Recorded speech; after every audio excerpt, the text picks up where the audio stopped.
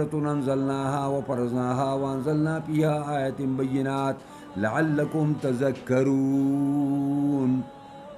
سورہ نور شروع کو نور چونکہ دی کې د الله د نور ذکر راغلی دی او لا منور د اسمانونو د ځمکو بلکې منور د کائناتو دی. نو په دې وجه باندې دې صورت ته نوم کېښودی شو سوره نور. او مدني دی، د هجرت رسول الله نه وروستو نازل شوی دی او اهداف او موضوعات هم د دې د مدني صورتونو په شان دي. دې کې تشریعي احکام ذکر شوي دي او د زناو نه د انسداد لارې دي، د بندېدلو لارې دي او په دې کې اعلی ترین آداب الله تعالی د یو مؤمنې معاشرې کې د مؤمنانو او مؤمناتو ته الله تعالی خصوصي آداب ورکړي دي چې تاسو به څنګه زندگی به تېروئ، تاسو به څنګه زندگی. او دا صورت داسې صورت دی چې د دې نه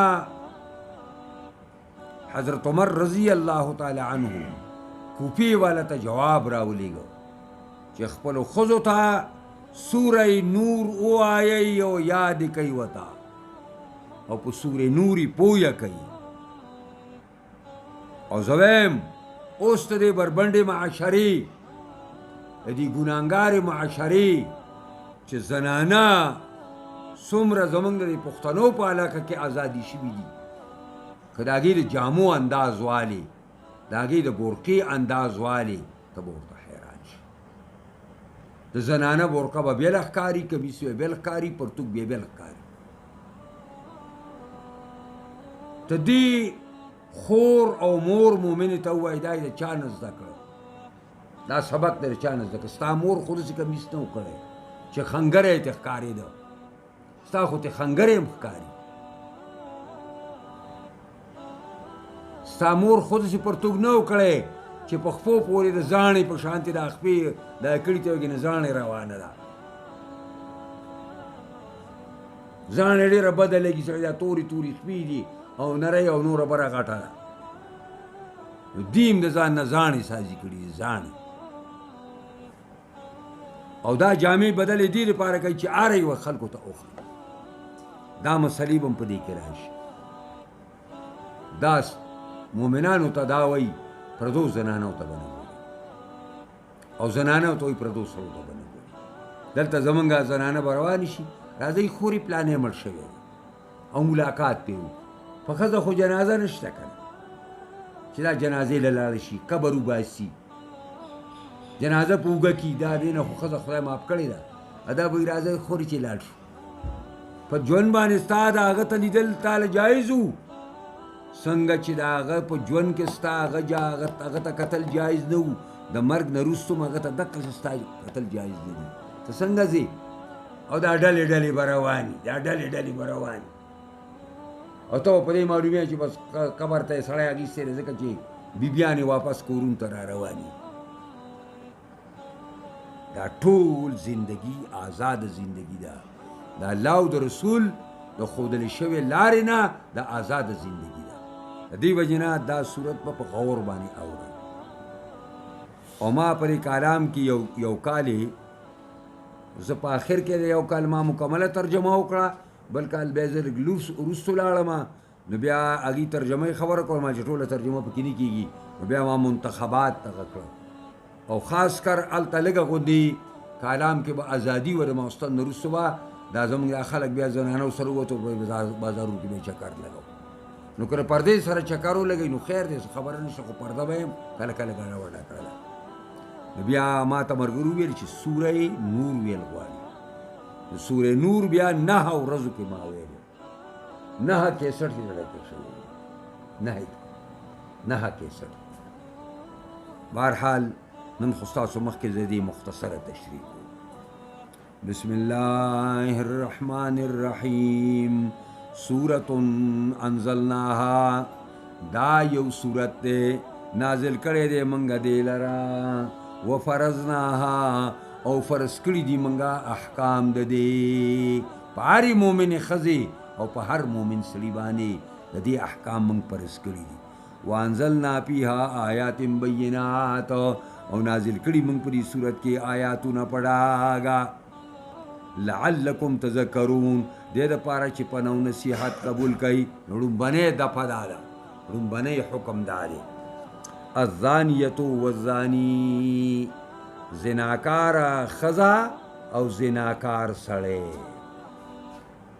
زنا څه ته وایي زنا دې ته وایي چې سړی خپلې بیبي ته راځي په کومه طریقه باندې په دې باندې پردۍ ښځې ته سړی راشي یو زنانه ته راشي دې ته وایي زنا د معیز رضی الله تعالی عنه چې پیغمبر خدا تپوس وکړ هغه ویل ما نه زنا شوې ده نو هغه ویل ته زنا پیژنې نو معیز رضی الله عنه ورته وفرمایل چې لکه خپلې بیبي ته سړی راځي دې په ځای باندې پردۍ بیبي ته سړی راشي زه پیژنم دې ته زنا دا وایي الزانیة والزانی زناکار سړی او زناکار ښځه فجلدوا كل واحد منهما 100 جلدة وهي ار واحد د دې دواړو نه سلسل دوري کدا سړی شادي شوده دی شادي شوده نه دی زنانه شادي شوده نه ده او دوی زنا وکړه نو سلسل دوري ورته ورکوي سلسل دوري او په حدیث کې ورصدام راغلی دي چې وتغریب عام یو کال د پاره ملک بدر کوي ذله بدرې کوي علاقه بدرې کوي او بیا د فقهاو پای کې اختلاف دی عام فقها وایي چې دا د دې حد حصه ده خو حضرت امام ابو حنیفه رحمت الله علیه وایي چې نه دا مفوض دی رای د بادشاه ته دا سیاستن دا ټکې لګېدلی که بادشاه غواړي نو ملک بدر دیم کی ذله بدر دیم کی علاقه بدر دیم کی او که نه غواړي نه دی کوي او د هغې وجه دا ده چې حضرت عمر دا کس یو سړی ملک بدر که هغه لاړو ته خید کافرو ته دغه شه مرتد شو بیا به داسې نه کوم نو که دا حد وی نو عمر داسې نه شو ویلی چې بیا به داسې نه کوم ابو حنیفه وایي دا حد نه دی په دې معنا باندې بلکې دا د بادشاه رای ته مفوضه ده که بادشاهي وقت غواړي نو اودي کی که قاضي وقت غواړي نو اودي کی جج غواړي نو اودي کی فجلدوا كل واحد منهما 100 جلده او دا جلد ورته دی وایي چې دا سرمن به وله خوږی څنګه نه کوي چې د اوسپنې چابک به دغه راوالي او په هغې به یې وایي یا لرګی به راوالي او په هغې به یې وایي نه دا به چمړه به چمړه او پسته چمړه ده اکا به داسې به ورته راشي او داسې به یې راکاږم نه داسې به یې وایي په ځای به یې پرېږدي داسې به یې نه راکاږي چې زخمونه نه سازئ او دا پوټکې وسوځي چې آینده دا لوبې نه کوي ولا تاخذکم بهما رأفة فی دین الله دې نیسي تاسو لا پرې زناکار سړي او زناکار ښځه باندې رأفة فی دین الله نرمي په دین د الله کې نرمي دا ده چې دا حد پې نافظ نه کې یا حد نافذ کې خدا کوړې ورته کمې کې دا کوړې ګورې کمېدی نشي دا منسوسي دي چې زناکار سړی او زناکار ښځه ده او غیر شادي شوده دي نو دغه سلسل کوړې به وله ورکړي ان کنتم تؤمنون بالله والیوم الاخر که ایمان راوړئ په الله او پر حضور سره باندې ولیشهد عذابهما طائفة من المؤمنین او حاضر دي شي عذاب د دې دواړو ته یو جماعت د مؤمنانو دا به پتیا په کور کې پټ نه ورکوئ په تنهایی کې به وله نه ورکوئ بلکې یو جماعت د مؤمنانو او خاص کر چې چا ګوی کړې ده او خاص کر هغه جج چې هغه چا حکم اورولی دی دا خو به په خپله حاضرېږي او یو جماعت د مؤمنانو ورته حاضر شي چې عبرت ترنه حاصل کی چې سبا له یو بل مؤمن وایي زما د لاس دا کار وشو دا شرمندګي زما په سر هم لګیا نو دې کې خو د عذاب ورکول سره عبرت ډیر لوی دی چې عبرت ترنه حاصل شي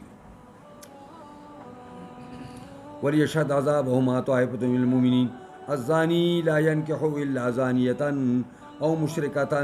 والزانية لا ينكحها إلا زان أو مشركا وحرم ذلك على المؤمنين دا یو زنانه وه په مدینه کې او مشهوره وه په بغایاو کې چې دا چېرته د پخوانه پاتې شوې وه نو بغایاو کې شامل و زناکارو کې خو گواهان پې نه و نو دې وجې نه پې نبي علیه السلام حد نه شو قایمولی هغې سړو له به لاس هم ورکو او سړو سره یې به ګپونه هم لګول او سړو ته چې بړه په ما باندې خرچه وکړه که نه په ما باندې وګورې دونه دونه خرچه کې دا نو یو مسلمان ملګري اراده وکړه دې سره نکاح کړو دا اوس په نکاح باندې نو دا آیات نازل شو چې ستا د دې د نکاح سره څه دي ته پاک دامن انساني او ته داسې یو مردارې سره نکاح کوې نو ځکه وایي الزاني لا ينکح الا زانیة زناکار انسان نکاح نه کوي الا زانیة مگر لایق نه ده چې نکاح وکړي یو زناکار انسان مگر الا زانیة مگر د زانی سره به کوي د خپل مثل سره به کوي چېرې د په شان زناکار او مشرکتن یا د هغې نه هم لږه لاندې وي چې هغه مشرک او کافر د هغې سره به دا لوبه کوي نو لمنه لایق نه دي د مؤمن دپاره زناکار چې دی د ده دپاره دا لایق نه دي چې دی د نکاح د صوالحو سره او د نیکانو زنانو سره وکړي الا زانیة مگر د زناکارې سره به نکاح کوي یا د هغې نه لاندې درجه مشرکې سره به کوي دکه رنګې والزانیتو زناکاره زنانه لا ینکحها رغبت نه کوي په نکاح د دې کې صلحا مینه نه کوي نیکان صالحان د دې په نکاح کې الا زان او مشرک مگر هغه څوک به بې مینه پکې کوي چې د دې په شان زناکاري او یا د دې نه ښه ورلاندې مشرکي وحرم ذلک او دا نکاح د دې زناکارو سره دا حرامه ده په مؤمنانو باندې دا اغلبه مسله ده داسې اغلبه دا ده چې عام طور سره نیکان خلک سړي د بدانو زنانو په نکاح کې دلچسپي نه لري او دارنګې زناکاره زنانه هغه هم د ځان غوندې سړی ګوري چې هغې ته لارې بې اوزګاري نو دا اوس دا خبره ده چې زناکار سره نکاح کېږي او که نه او کېږي ورسره نکاح خو ورسره کېږي نبی علیه السلام په یو حدیث کې فرمایلي دي اوله صباح و آخره نکاح مخکې ورسره زنا کوله اوس چې نکاح وتاړه اوس ورسره چې کوروالی کوي بس دا چې کوم دی دا نکاح دی دا جایز ده نو دا معنا نه ده چې کینې اوس هم د زناکارې سره یعنې نکاح نه کېږي البته د مشرکې سره نکاح نشي کېږي د هندوې سره نکاح نه کېږي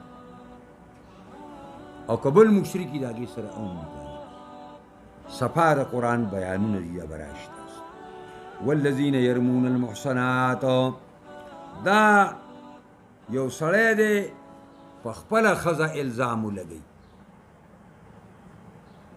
نو څه به کوو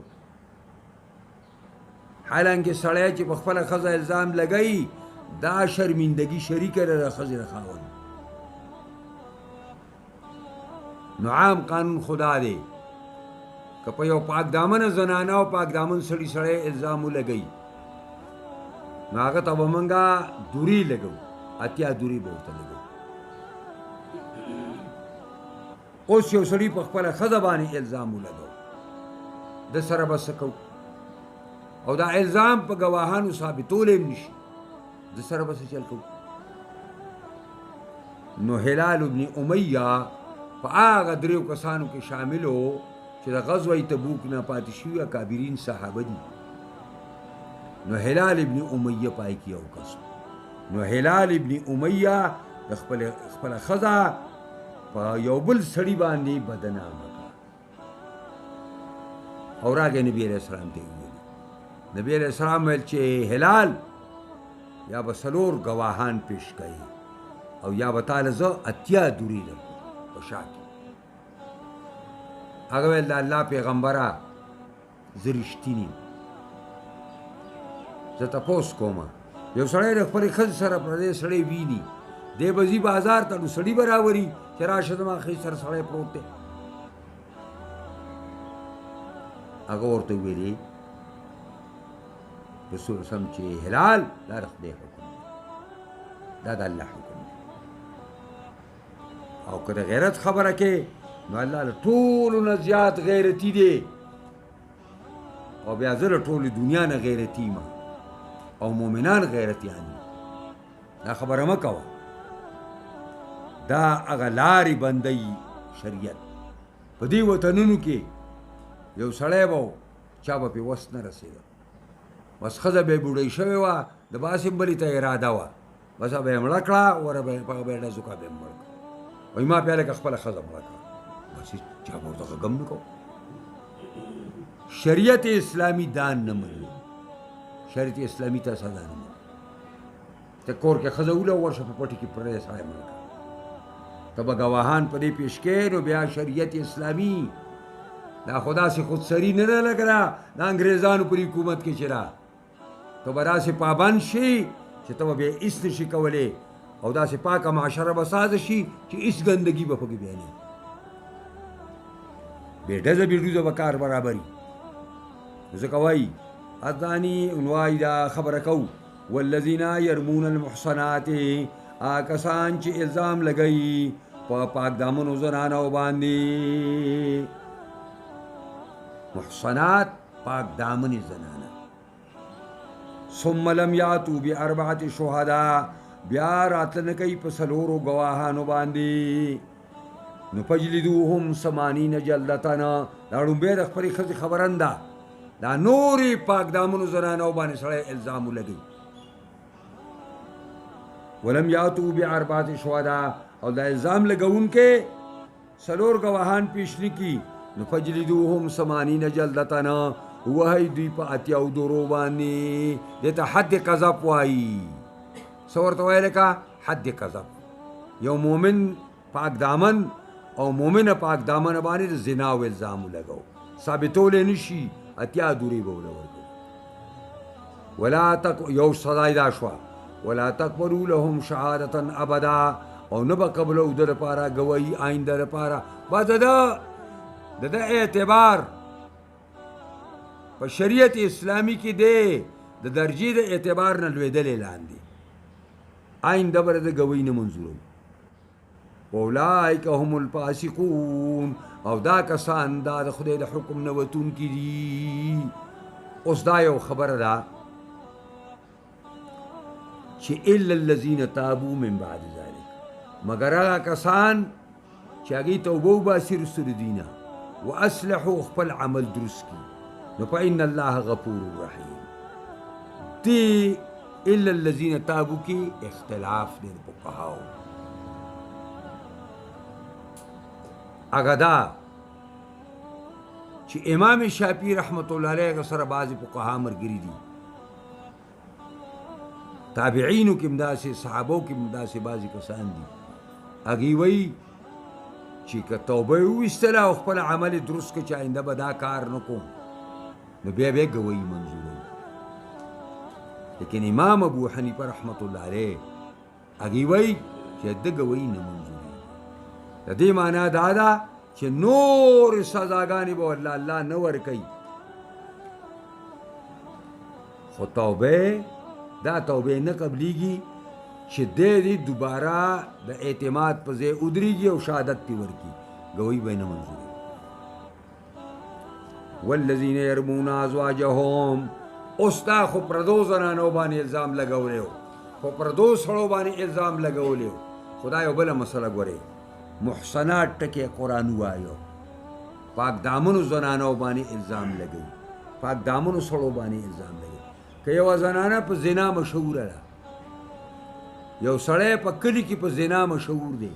او هغه ته چا زناکار ووایي نو دله اتیا دورې نه ورکوي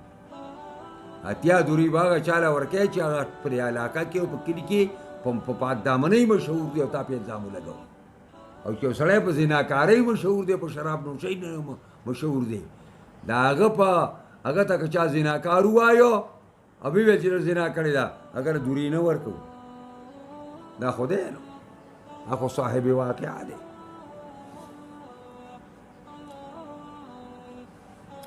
والذین اوس دا سړی د خپلو زنانو په ځای باندې د پردو زنانو په ځای باندې په خپله زنانه الزام ولګوي لکه هلال ابن امیه چې لګولی والذین یرمون ازواجهم هغه کسان چې ولي الزام لګوي په خپلو بیبیانو باندې ولم یکن لهم شهدا او نه د دوی دپاره ګواهان الا انفسهم مگر ځانونه د دوی صرف دی ما په لیدلی ده ما لیدلی ده نو په شهادتو احدهم 4 شهادات بالله پس ګواهۍ د دې یو د دوی هغه 4 ګواهۍ دي په الله باندې اوس ګوره د ښځې او د خاوند دا شرم شریک دی چې خاوند را پاسي او دا شرم شریک باوجود الزام په خپله ښځه لګوي نو دا به دسې لیدلي وي خو بغیر د ګواهانو خو نه ثابتېږي نو د سړي شا به د اتیاو درو نه په 4 ګواهو باندې بچ شي 4 ګواهو باندې او د زنانا رجم دا به په دې باندې بچ شي چې دا به 4 ګواهۍ ورکي او 5م سړی به ووایي په باندې د الله لعنتي که زه دروغ وایم او دا ښځه به په خپل ګواهو کې وایي چې په ما باندې د الله غصه که دا خاوند په ما رښتیا وایي دا الزام د رښتیاوګینې لګي ځکه وایي والذین یرمون ازواجهم هغه کسان چې الزام لګوي په خپلو بیانو نه دي دپاره ګواهان مګر ځانونه دوی په شهادت احدهم نو ګواهي د یو تن د ښځې او د خاوند 4 شهادات بالله 4 ګواهي دي په الله باندې او ګواهي داسې چې انه لمن الصادقین اشهدو الله ګواه کوم چې زه رښتینی یم په دې دعوه کې خاوند به وایي زه رښتینی یم په دې الزام لګولو کې والخامسة ان لعنة الله علیه او 5مه حلف په دا اټاو کی 5م چې لعنت الله علیه لعنت د الله دی په د باندې نه په ما باندې کوي ډېر دروغجنو نه که ما پرې ښځه په دروغ الزام لګولی نو د الله لعنت دی په ما باندې ویدرو عنها العذاب او د پکۍ د ښځې نه عذاب لره چې د هغې ګواهان ثابت شوي وې نو دا به دې نه موږ په کاڼو باندې سه ایستله دا د سزا وه نو د پکۍ د دې نه عذاب لره ان تشهد 4 شهادات بالله چې ګواهي به ورکوي دا زنانه 4 ګواهۍ په الله باندې 4 ځله به الله ګواه کي چې انه لمن الکاذبین زما د خاوند په باندې دروغ الزام لګولی دی والخامسة او 5م حلف په دا وټاو کی چې ان غضب الله علیها غصه د الله دی پرې ښځه ان کان من الصادقین که دا خاوند زما رښتیني وي د خدای غضب دی په ما چونکې دا ښځې لعنت ډېر ذکر کوي نو ځکه د ښځې په باب کې د غضب ټکی کېښوده او سړی لعنت ډېر نه وایي نو د هغه په باب کې ورته لعنت کېښوده ولولا فضل الله علیکم ورحمته که نه وی مهرباني د الله په تاسو باندې او رحمتونه د الله نو لوقعتم فیما وقع پریوتی وای په هغه هلاکت کې چې به پریوتی وای وان الله تواب حکیم یقینا الله ډېر توبه قبلونکی حکمت والا دی ان الذين جاءوا بالافك اوس خپل مطلب ته راځي عائشة ام المؤمنین الصدیقه السیده المطهره په هغې باندې منافقانو الزام لګولی. نو مختصر درته وایم دا حدیث د بخاري. نبی علیه السلام دا عادت شریفه و چې کله به هغې په سفر تله نو یو بیبي به یې ځان سره په سفر باندې بوتله، نو خسڼې به یې واچو، ټاس به یې وکړه، ټاس چې د کومې بیبي به را وخوته هغه به یې ځان سره بوتله. نو ټاس یې واچو، د عایشې ام المؤمنین ټاس را وخوته او خسڼې را وخوته. دا نبی علیه الصلاة والسلام ځان سره دا غزاله بوتله. مريسيع هغې غذا ته وایي مريسيع. دا چې کله د غزا نه پیغمبر خدا واپس شه په لار کې، د نبی علیه السلام دا عادت و چې هغې به د شپې مزل وکړو، نو د سهار په ټیم کې به بیا چې دا سبا به نږدې شو لږ آرام به یې کوو. نو نبی علیه السلام اعلان وکړو خلک د لارې نه ډډې ته پړاو یوو او هلته یې دمه کوله. عایشه ام المؤمنین وایي زه د پیغمبر خدا سم چې کله اعلان وشو چې ځان برابر کوي او اودسونه مات کوي، اودسونه وکوي، روانګي ده، قافله روانېږي. نو زه پاڅېدم او زه سارا ته لاړم. ما چې هلته اودس مات که را روانه شومه، ما پرې مرۍ لاس وو، پرې غاړه مې لاس وو، هار نشته. د خپلې خور اسمانه د مرو هار په سوال غوښتې. لکه دا ښځې کالي د یو بل نه غواړي که نه، جامې به د یو بل نه اوسه پورې غوښتلې.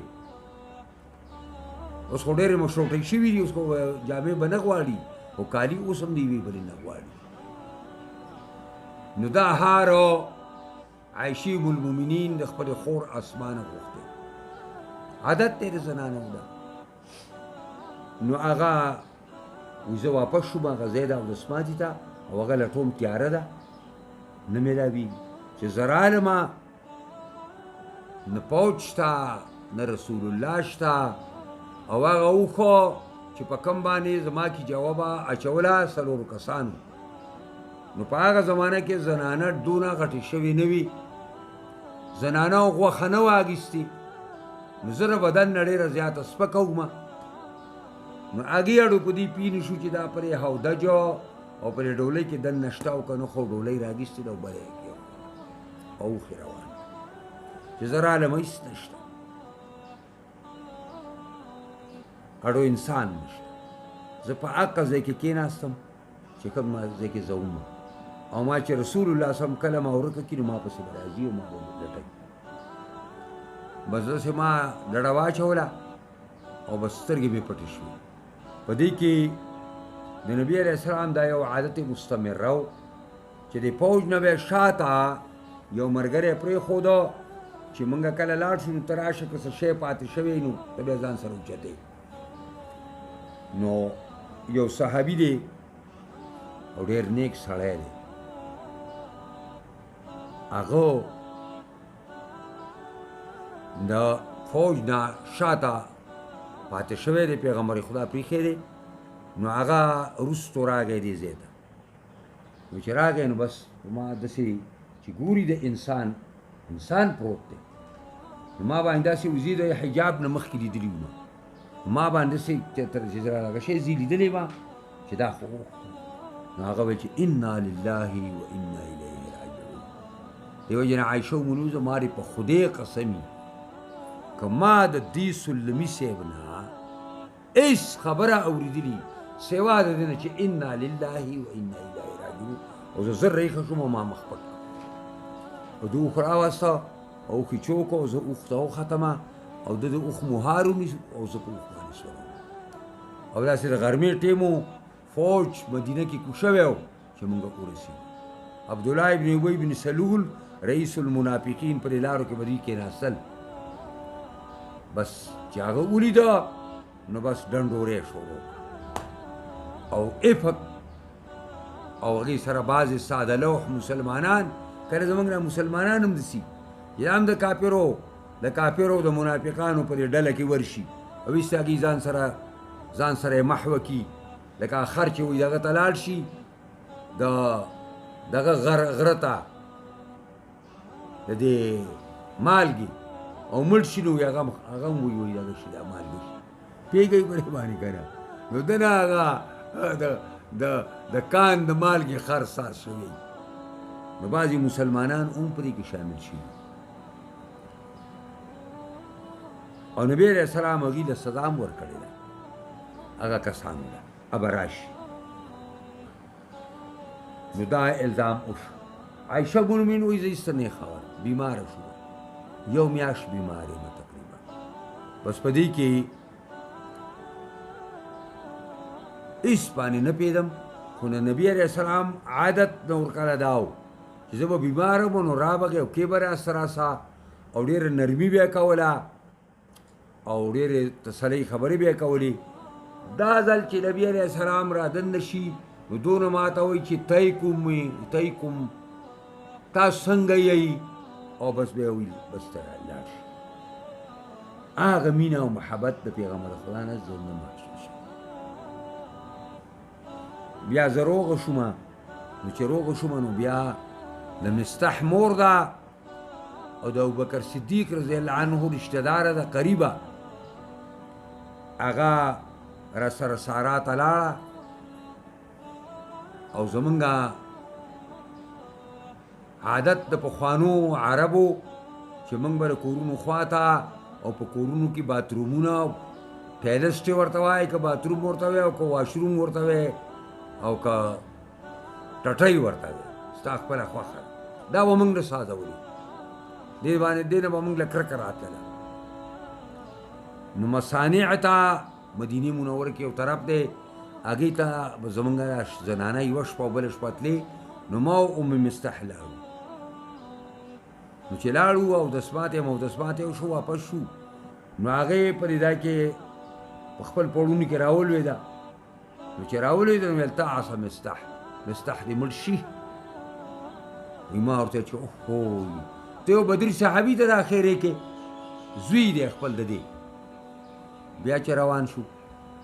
بیا یې درس خور بیا وایي مستح دې هلاک شي ما د ګوره دا کار مه کوه په درېیم ځل باندې بیا راولوېده ویل مستح دې هلاک شي ما ورته چې ګوره دا دغه مه کوه وایي ما ته ویل چې پلانۍ ته څه خبرې په تا چې کوم الزام لګېدلی دی زما راځوي هم پکې شامل دی مستح هم پکې شامل دی مستح ابن اساسه ما باندې څه الزام لګېدلی دی ښه ته نه خبره دا ښځه راچل کوي چې خبرې پورې سازئ نو بیا په دې پوزه باندې ولې ګوته کېږي ښه خورې ته خبر نه نو یې کیسې یې راته وکړه بس زه دوباره برانه بیماري شروع شوه تبه شروع شوه او کور ته راغلم نبي کریم صلی الله علیه وسلم راغی ما ته څنګه مال خیمه یا رسول الله که اجازه راته کوې نو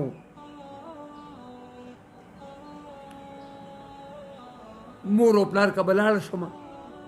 وایي غلام یې را سره کړه چې زه دا هلکه ورسوم بس زه ابوبکر صدیق که لاړم پلار مې بره قرآن وی او په کوټه ناست مور مې لاندې وه ام الرومان د هغې د مور نوم دی مور مې لاندې وه چې زه ورغلم ما ورته وویل چې مورې دا خلک چې دا څه خبره کوي د دې څه حقیقت دی وایي چې او خبره خو خلک کوي خو د کومې زنانه چې هغه رنګداره زنانۍ او د هغې ګڼې بني نو په هغې باندې دا قسم خبرې خلک سازی ته تسلي حاصله که او څه نشته وایي ما ورته ویل چې پلار مې خبر دی ویل چې او وایي ما ورته ویل چې جناب رسول الله خبر دی ویل چې او بس زه بیا بېهوشه را پرېوتم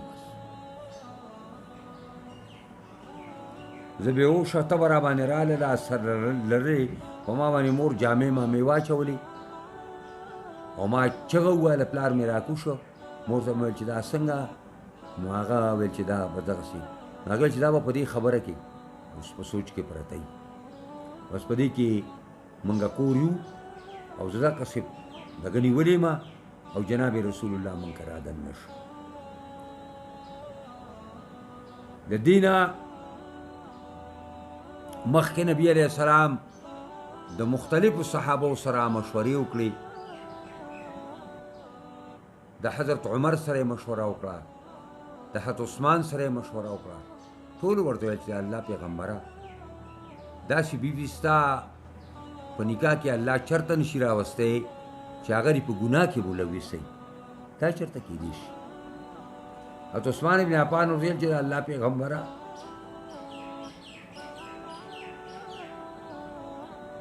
ستاسو په بدن باندې خو الله تعالی مچ کینول بند کړي دي چې د مچ نری نری خپې دي چېرته په ګندګۍ به ناست دي او هغه به ستاسو په بدن باندې هغه نری نری ګندګي راشي، نو ستاسو بیبي به څنګه په داسې ګناه کې ملوثه شي؟ دغسې ورته حضرت عمر هم چې ستا سور یې الله تعالی ورک کړی دی، مباد چېرته یو کس ستا په سورې خپې کېږدي او د هغه ایمان خراب نشي چېرته. علي رضی الله تعالی عنه اسامه د بخاري حدیث دی، اسامه زوی د زید وایي ما او علي رضی الله عنه هم راوغوښتو. حضرت عایشه وایي چې اسامه او د هغه د رسول الله صلی الله علیه وسلم سره او د هغه د کورنۍ سره مینه لا چا نه پټه نه وه، نو چې هغه سره یې صلاح کوله نو هغه ویل یا رسول الله صلی الله علیه وسلم زما یقین دی چې منافقان دروغ وایي. علي رضی الله تعالی عنه نه چې تپوس وکړو نو علي رضی الله عنه ویلي چې د الله پیغمبره د ښځو څه کمی خو نشته، دنیا د ښځو ډکه دونه قدرې خبرې وکړه. عمر بر بیا عایشه ام المؤمنین دغه نه خفه وه، د حضرت علي رضی الله عنه. او نور که تاسو تحقیق کول غواړئ نو د کور د وینځې نه د بریرې نه تاسو تپوس وکړئ. نبي کریم بریره راوغوښته. بریري د عایشې په باره کې د څه خیال دی، څه خیال دی د عایشې په باره کې؟ هغه ویلي چې یا رسول الله زه خپل غوږونه خپل سترګې دا محفوظې کوم، زه په هېڅ قسم په بدۍ باندې په دې باندې پوهه نه یم، هېڅ قسم په بدۍ باندې، صرف دومره چې نو عمر جنۍ ده، نو عمري جنۍ ده، نو عمري نوړه واغږي کور کې او دا هغه خانک ډډې ته پروتي او وړې په کلپي کې اچولي سر یې پې نه ایښی او وایي دا داسې پرته ایستوده شي، نو د کور چیلی راشي او ګډه راشي هغه وړې ته نه وخوري. داسې لږه جنۍ ده، نو لږه غافله غوندې ده، نور هېڅ قسم په بدۍ باندې زه په دې باندې پوهېږم. خو بهرحال نبي علیه الصلاة وسلام دا ټولې مشورې کړې وي. بیا جومات ته راغی او ویلي چې د دې سړي په باره کې به ما څوک معذور وګڼي. عبدالله بن ابی بن سلول رئیس المنافقین یادوي د ده ضرر زما کور ته مو رسېده، او چې کوم سړی یادوي هغه سړی چې دی نو هغه چېرته زما سره نه دی تللی، زما که نه دی راغلی سوا دې نه چې زه یمه نو ما سره به راغلی. او بیا څوک بیماري نه خلاص کړي. نو د انصارو د هغه قبیلې کسان را پاڅېدل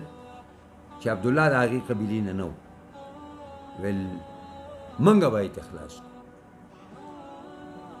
نو دې طرف ته ډېر دغه صحابي را پاڅېده چې سعد بن عباده رضی الله تعالی عنه چې نه ته یې وجلی شي، نه ستا دا طاقت شته دی، او که دا ستا د قبیلې نه وې دا خبره به تا نه وه کړې. د هغه د تر زوی را پاڅېده د هغه بلې قبیلې د هغه ویل چې ته منافق یې او د منافقانو جنګېږي او موږ به سیاست پرېږدو. او دې کې اوس او خزرج یو بل پسې پاڅېدل په جومات کې، شور ساز شي. نبي علیه السلام په منبر ولاړ دی، هغه ویل چپ شئ چپ شئ چپ شئ، حتی چې خلک چپ شو. نو نبي علیه السلام هلته راغی. چې راغی نو د انصار یو زنانه، دا زنانه ډېره رسوان دي، د انصار یو زنانه راله او ما ژړلې، بس ما سره هغه شریکه ژاړي. هغه ښځه هم ناسته ده ما ته نبي علیه الصلاة وسلام وایي چې عایشې انسان کمزوری دی که ګناه درنه شوي نو الله ته توبه وباسه او که نه شوي نو الله به ستا صفایي راولیږي نو به زما هغه ژړاګانې مړاګانې ختمې شو را پاڅېدم نو ما پلار ته وویلې چې باباجي رسول الله صلی الله علیه وسلم زما له طرفه جواب ورکړه وایي ما ته ویل چې بچی زه به رسول الله له څه جواب ورکړم ما څه نشته وایي ما مور خپلې مور ام الرومان ته ویلې چې زما له طرفه رسول الله صلی الله علیه وسلم ته جواب ورکړه وایي هغه راته وویل هغې راته وویل چې لوري زه به څه جواب ورکړم بس ما وی قرآن ډیر نه ویلې په قرآن کې ما دونه مهارت لا نه و نو ما نه د یعقوب علیه السلام نوم هېر شو نو ما نبي علیه السلام ته ویلي چې زما او ستاسو مثال دا د ابو یوسف دی چې د هغه نه زامنو زوی بوته او کوی ته یې واچو نو هغه وویل چې په صبر جمیل والله المستعان على ما تصفون بس زه دقه خبره کوم چې زما او ستاسو مثال دی که زه ووایم چې دا کار ما کړی دی او خدای ګواه دی چې ما نه دی کړی نو منافقانو دومره ستاسو په ذهنونو کې خبره اچولي چې ته یې ورسه منې او که زه ووایم چې دا کار ما نه دی کړی خدای ګواه دی چې ما نه دی کړی نو دا تاسو ما سره نه منئ او زما او ستاسو مثال د ابو یوسف دی زه به دا خبره کوم چې په صبري صبر جمیل بس زه به ښه خبره کوم ښه صبر او بیا بس پرېوتم او خوا مخ کو په ژړا شوم نبي علیه السلام دا دې مجلس ته څوک پاسېدلي نه دي مجلس تقصر کور روان دی چې نبي علیه السلام باندې یخه ورځ ده په مدینه کې نبي علیه السلام باندې وحی شروع شوه او دا غوټۍ غوټۍ خولې د جناب محمد رسول الله شروع شو او انتهایی سخت وحی ده دا وحی شروع ده او دا حالت چې کله د نبي علیه السلام نه ختم شو په دا مخ مبارک اوپړه کړې او ما ته ویل چې عایشې مبارک ستاسو صفایي الله د اسمان نه راولېږي چونکې د نبی علیه السلام شان ډیر لوی دی چې په دواړو جهانو سردار دی او د تمامو مخلوقاتو سردار دی د ټولو پیغمبرانو سردار دی د ټولو رسولو سردار دی د اولو العزمو سردار دی دا د هغې سردار بیبي ده دا حرم رسول دی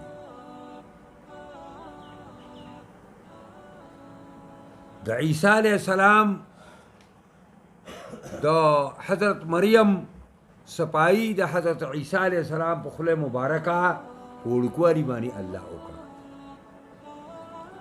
د جریج بزرگ صفایي الله تعالی د هغې ماشوم په خوله وکړه چې هغې زنانه الزام په جریج لګولی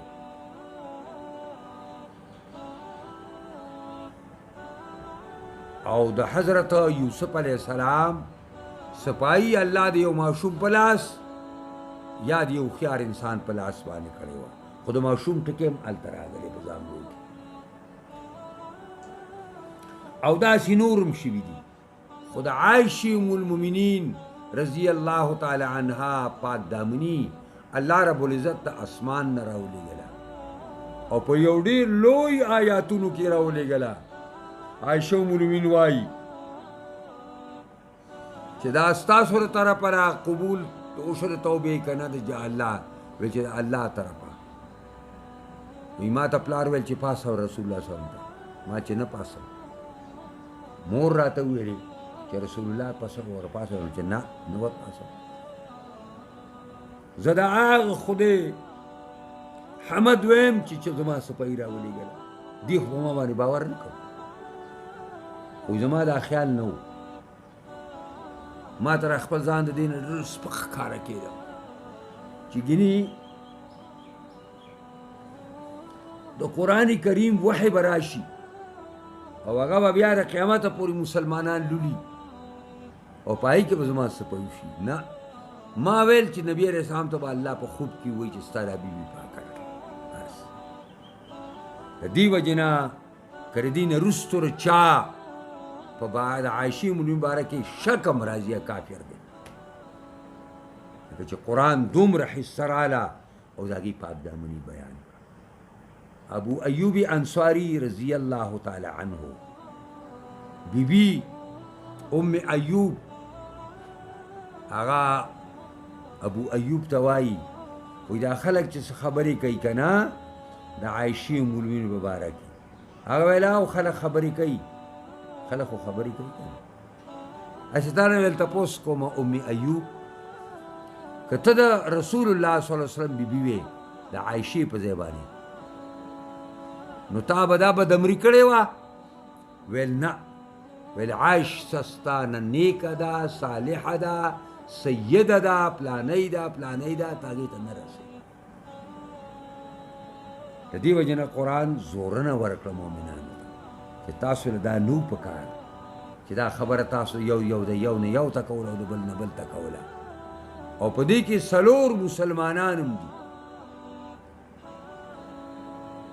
سلو مستح دی، مستح ابن اساسا، حسان زوی ثابت دی، او د رسول الله خپل خینی حمله لور د جحش ته چې د زینب لور د جحش ته پاره هغه جګړې کولې او پرې دا د بدنامۍ کې مخکې پیش ودا. نبی علیہ السلام عبدالله بن ابی بن سلول کی رئیس المنافقین آخر سر دے والذی تولا کبره، لیکن اب اتفاق د مفسرینو مقصد چې کوم دی عبدالله بن ابی بن سلول هغه مفسرین مرزان نه سازوي او ترجمه کوونکي دي چې د دې قرآن زمایر یو کال چې څوک هم نه خوښ هغه ته راجع کوئ او چې بل کال هم بل سړی نه خوښ هغه ته راجع کوئ. خدای لحاظ کوي دا د الله کتاب دی، دا تحریف دی، دا کار مه کوئ. څوک چې مشر دی همدغه مشر دی. حدیثو کې همدغه راغلی دی چې عبدالله ابن ابی بن سلول دا خبره ډېره وله، دی به مجلس کې ناستو نورې خبرې به کېدي، د به دا شیطاني خبره هلکه څنګه چل دی پلاني څنګه چل دی، بس هغه به شروع کړه، پلاني به شروع او دیو پکې بیا دا خولې واضح کولې داسې. نو دا هغه واقعات دي تاسو ته اوس دا وایم. نبي علیه السلام دوی له حد قذف هم ورکړ، اتیا دورې وله ورکړلې. مستح بن اساسا دا ابوبکر صدیق قریب فل دی او غریب دی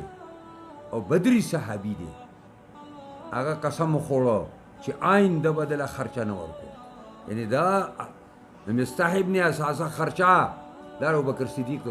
کور نه وه، ویل دا به نور نه کوم. قرآن نازل شو ورته ویلي چې تاسو دا نه غواړئ چې الله تاسو ته بخښنه وکړي چې تاسو بدري صحابي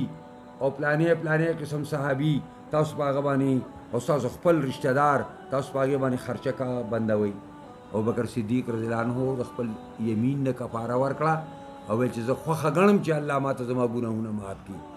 او مستح ابن اساسا ته هغه خرچه دوباره شروع کړه او ویل چې لا انزع عنها ابدا، آینده به دا چرته بیا بنده نه کړم. اوس دې ته ګورئ، ان الذین جاءوا بالافک،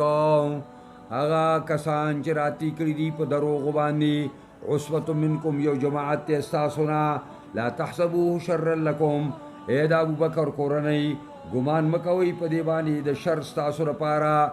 بل هو خیر لکم، دا ستاسو دپاره درجات بلندۍ دپاره غوره ده، لکل امرئ منهما، د هر یو تن دپاره دوی نه، مکتسب من الاسم،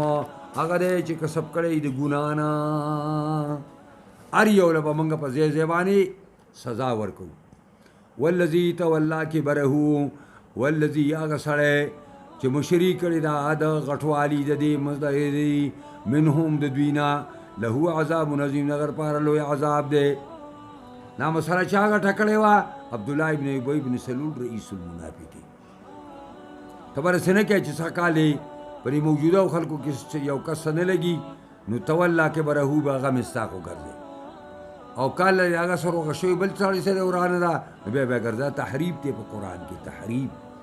یاد ساتئ لولا ای سمعتموه ولی نه ده داسې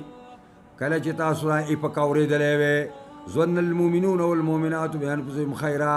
ګمان کړی مؤمنانو سړو مؤمنانو ښځو په خپلو ځانونو باندې خیر وقالو ویلې چې هذا افک مبین دا دي درو ښکاره لولا جاءوا علیه بأربعة شهداء ولې دا پاکین ولې راتله نه کوي په څلورو ګواهانو باندې فاذا لم یاتوا بالشهداء کله دوی راتله په څلورو ګواهانو نشي کولی اولئک عند الله هم الکاذبون دا کسان په نزد الله باندې دروغجن دي ولولا فضل الله علیکم ورحمته فی الدنیا والآخرة کنه مهربانی د الله او رحمت د الله په تاسو دنیا او په آخرت کې لمسکم فیما افضتم فی عذاب الیم رسیدلی به تاسو ته پای کې تاسو پکې ننوتي وئ عذاب لوی درته رسېدلی به استلقونه بألسنتکم کله چې دا خبره اخیستله تاسو په خپلو ژبو هلکه ته وایه که نه څنګه چل دی پلانیه وتقولون بیا پای کوم تاسو ویل په خپلو خولو باندې یو خبره ما لیس لکم به علم چې نو ستاسو پاره په دې باندې څه پوهه وتحسبونه هینا تاسو ګمان کو په دې باندې د معمولی خبرې یو عالمو ډېر بزرګ عالم تیر شوی دی وی هغه به ژړل چا چې جي تاسو خو ډېر نیکان صالحان خلک یئ شپه ورځ د الله عبادت او بندګي کوئ او د خدای د دین خدمت کوئ تاسو ولې داسې ژاړئ هغه ویل دا خبره مې ژړئ چې الله وایي وتحسبونه هینا کله به تاسو یو خبره معمولي ګڼئ وهو عند الله العظیم او د الله پورې ډېره غټه خطرناکه خبره وي چېرته مانه په زندګۍ کې داسې یو خبره نه شوي چې زه هغه معمولي ګڼم او زما د رب په نسبت باندې ډېره غټه خبره وي او د هغې په وجه باندې ما ته سزا ملو شي دا خبرې مې ژړئ څومره چې الله ته نږدې کېږئ خپلې کمۍ به درته ځلیږي څومره چې د الله نه لرې کېږئ خپلې کمۍ به درنه پناه کېږي او ځان ته به یو ډېر لوی قرقرا وایئ چې زما په شانتې بیا بزرګی چېرته دی نو دا قسم ته خبرې ستاسو مخې له به راځي وهو عند الله عظیم ولولا ای سمعتم ولې نو ورسې کله چې تاسو آی پک واورېده قلتم تاسو ویلو چې ما یکونو لنا ندي ممکن مناسب موږ له ان نتکلم بهذا چې موږ په دې باندې خوله وخوځو سبحانک هذا بهتان عظیم او داسې مې ویلې وې پاکي د الله لره دا خو یو الزام غټ دی یعظکم الله ان تعودوا لمثله ابدا وعظ کوي الله تعالی تاسو ته د دې خبرې ان تعودوا لمثله الله تعودوا چې تاسو واپس نشئ مثل د دې ته کرن ګورئ بیا آئنده داسې بې تحقیقه خبرې بیا ونه کوي ګورئ ان کنتم مؤمنین که تاسو مؤمنان یئ ویبین الله لکم الآیات بیانې الله تاسو آیاتونه د قدرت والله علیم حکیم الله پویه دی او حکیم دغه حکمت والا دی ان الذين يحبون ان تشيع الفاحشه في الذين امنوا لهم عذاب اليم في الدنيا والاخره والله يعلم وانتم لا تعلمون دا دې تیمرګر کې مونږ نو تیمرګر کې ولته جماعت اسلامي پاکستان ډېر لوی طاقت ته لوی زور دی نو مونږ ډېرو نیکانو خلکو سم مشورې وکړې داسې نوی غونډکار هلته راغی وي سی آر دوکانونه سال شو او بیا رباط کې خانان اوسېږي عام طور سره خانانو دا جینکۍ وه په ډیرکسنو کې هغې له بیا راتلې دوکانونه نو مونږ پس ډېر نیکانو خلکو مو ګرځېدو چې مونږ څه ملګرتیا وکړو چې دا شی بند خو هغې چا وویل مونږ ته مشران نو اجازت نشته چا څه وویلې چا څه وویلې او جماعت خپل طاقت هلته پوره دی نو هغه بیا مونږ له ډیسي سره یو ملاقات وکړو هغه ملاقات کې زموږ نو هغه ډېر ډېر مزدار سړی و ښایسته متشرع سړی و ښایسته ګیری و هغه وویلې چې ما ته داسې دفعه پر یې قانون کې نشته دی چې زه د وي سي آر دوکانونه بند کړم او دا جینکۍ ته مونږ بند نو ما ورته ویل چې ډیسي صاحبو دا دفعه خو الله تعالی 1400 کاله مخکې رالیږلې ده او ته زمونږ مشر یې د ضلعې مشر یې ادب سره دا خبر تا ته کومه چې دا خبره مه کوه چې دفع نشته دی. یو مسلمان په حیثیت ته مسلمان ډېر سي او موږ مسلمانان یو او ستا ماتحت یو موږ. تا ته ستا رب نه دي ویلي دا چې ان الذین یحبون ان تشیع الفاحشة فی الذین آمنوا، یقینا هغه کسان چې خوښه ګڼي محبوبه ګڼي چې خوره کي بې حیایۍ لره پای کسانو کې چې مؤمنان دي. لهم عذاب علیم فی الدنیا والآخرة، هغې دپاره دا دفه ده عذاب علیم دی په دنیا و آخرت دواړو کې. او والله یعلم وانتم لا تعلمون، الله پوهېږي تاسو نه پوهېږئ. بس هغه غلی شو او موږ لکه موږ ورته ویل چې ته تکلار شه موږ به یې وکړو. هغه بس بیا اعلان وشو، بس هلکان تیار وو، ځان سره دا ګینټیانې ورته ویل هلته په دې دیر کې دا هغه پې پیدا کوي، دا یې ځان سره اخیستې وي او رالو یو جلوس هم ویسته او دې دوکانونو ته دویم چت باندې دوکانونه هلکان ورته وخاته وو. دا بیډي دونه دغه به د کیسټو رااخیستې او لاندې به یې روډ ته راغورځولې او دا ګاډي به پې تلل راتله او هغه یوه ګینتري به هغه یو لوی ټوپ ته راکړ سیپي وو. دا دی هغې د هغه پټې بیا په دې ګاډو پسې به نښتې وې چې به هلته تللې او دلته به تللې. ډېر سي ویل چې دا کسان ګریفتار کړي او نهه مقدمې په ملګرو باندې هلته نه چې په هغې کې یو د ریاست خلاف و چې کې سزای موت هم ملاوي ده.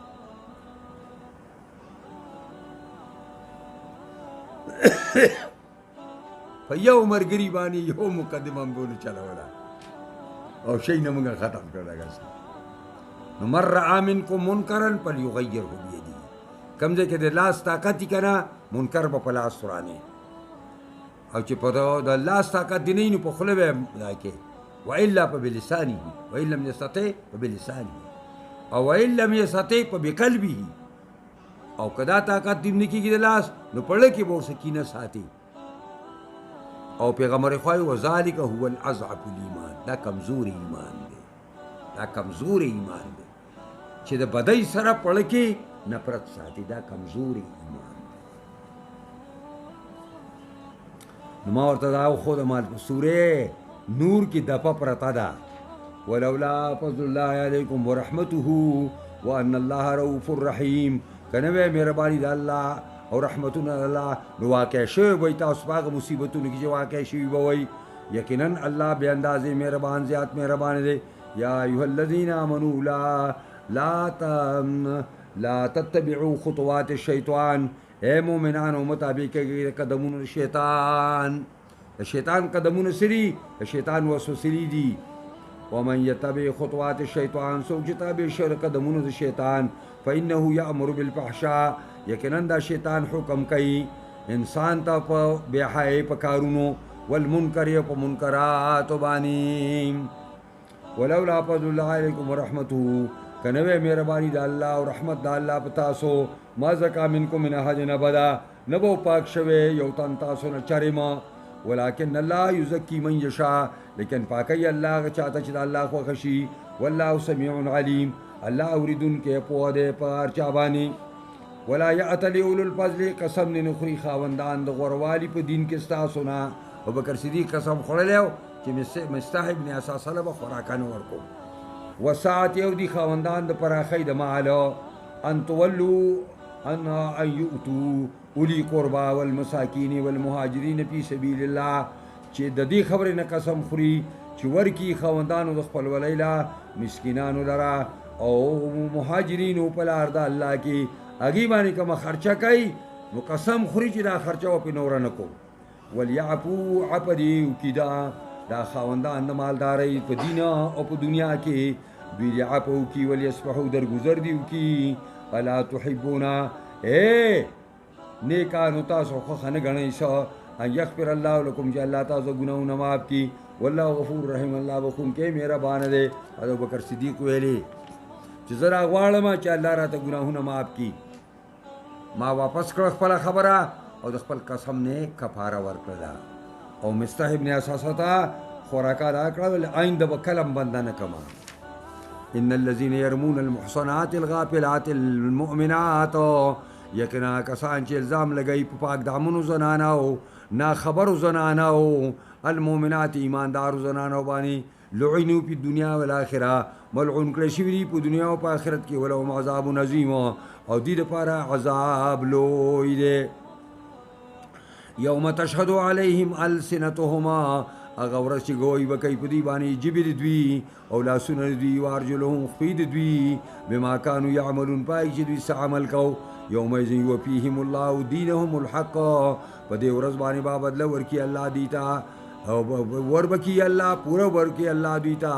بدله د دوی په رښتیا باندې ویعلمون او دوی پوه شي چې ان الله هو الحق المبین الله عمده حق دی په ډاګه باندې او بیا الله فرمایل الخبیثات للخبیثین ناکار زنانا پلیت زنانا د پلیت سړو د پاره دي پلیت ویناګانې د پلیتو خلکو د پاره دي والخبیثون للخبیثات او پلیت سړي دا د پلیتو زنانو د پاره دي والطیبات للطیبین والطیبون للطیبات پاک دامنی زنانا د پاک دامنو سړو د پاره دي او پاک دامن سړي د پاک دامنو ښځو لپاره دي اولئک مبرؤون مما یقولون دا عائشہ دا کسان هم دوی چې کوم دی مبرؤون دوی مبرا دي خلاص دي مما یقولون دا چې منافقان وایي لهم مغفرة ورزق کریم دوی لپاره بخشش دی او روزي نیکه ده د رزق کریم ذکر چې راشي د جنت روزي تی مراد ده د دې وجه نه عایشه ام المؤمنین رضی الله تعالی عنها دا بر پیغمبر خدا په جنت کې هم بیبي وي دلته هم بیبي ده هلته به هم بیبي کله چې وفات کېدله بخاری حدیث دی عبداللہ زوی د عباس سے تپوس لراغه اجازت حاصل در شما سوک دے عبداللہ دے نا اجازت مکوی ورطا نماسی پتونه بشورو کی چاہتا مکوی چاہتا جی گورا دا جناب رسول اللہ تا سمرا گرارو دا ایدی ترزویو تا ته اجازت نه کوي ارادي شي نو عائشه ام المؤمنین ډېر تکلیف کړه او دا چې د آخرت په سفر باندې روان یم الله رب العزت بس کوي دا ډېر سخت وخت دی مشکل حضرت عبدالله زوی عباس ماهر قرآن ورته ویلي چې بیبي هیڅ وار مه خطا کوه قرآن ستا په باره کې ویلي دي چې لهم مغفرتون د دې لپاره یو لوی بخشش دی ورزق کریم او جنتي خوراک دی ستا لپاره خو ډېر پخوا قرآن دا فیصله کړې ده ډېره خوشحاله شوه او تسلي حاصله کړه د عبدالله صاحب په دې خبره باندې اوس الله رب العزت د زنا چونکې دا د یو سړي او د یو زنانه ځان له شوي اجنبي سړی دی او اجنبي زنانه ده نو دا دومره هیر پیر ترې نساز شو نو الله رب العزت آئنده د زنا د انسداد هغه لارې بندوي ټولې او هغه آداب زرین آداب قیمتی آداب د اسلامی معاشرې هغه موږ او تاسو ته پیش کوي یا ایها الذین آمنو ای ایمان والو لا تدخلوا بیوتا مدن نه کېږئ کورونو ته غیر بیوتکم سوا د خپلو کورونو نه چې کور ته ځې نو سوا د خپل کور نه بل د بل چا په کور باندې مه ورننه وځه حتی تستانسو حتی چې تاسو استیناس حاصل کړئ مینه حاصله کړئ وتسلموا علی اهلها او سلام اولوی په اهل د دې باندې السلام علیکم ادخلوا جواب رانغی بیا السلام علیکم ادخلوا بیا جواب رانغی بیا دریم ځل باندې ادخلوا السلام علیکم ادخلوا نو که جواب ملاو شي چې راځه نو ورځه او کرا جواب ملاو شي واپس شه نو واپس کېږه جکېږه مه رالته چې نه زه دونه راغلی ما بیا به کله زه راځم جکېږي به نه چې به زه به خامخا راځم حضرت ابو موسی اشعری یو ځل راغی د حضرت عمر دور خلافت دی سلام یې واچو حضرت عمر دننه دی په خپل ځای کې ایوان کې دننه بار السلام علیکم السلام علیکم السلام علیکم جواب ملاو نشي چې لاړ حضرت عمر چې کله فارغ شو هلکه د اشعري ابو موسی اشعري آواز نو وختي ویلو جي ویل څه شو ویل هغه واپس شو ویل ورشه راولې دا څنګه راغلی و او سلامونه یې ویل او به یې ستلی دی راځه هلکه ولې تللی وي هغه نو ټول یېرېدل به دره به ورسره وه ویل ما جناب محمد رسول الله اورېدلي دي چې څوک د چا ځای ته ورشي نو درې ځله به سلام واچوي ایجاد به حاصل کړي ایجاد میلاو نه شو نو واپس تشي کور ته قرآن هم وایي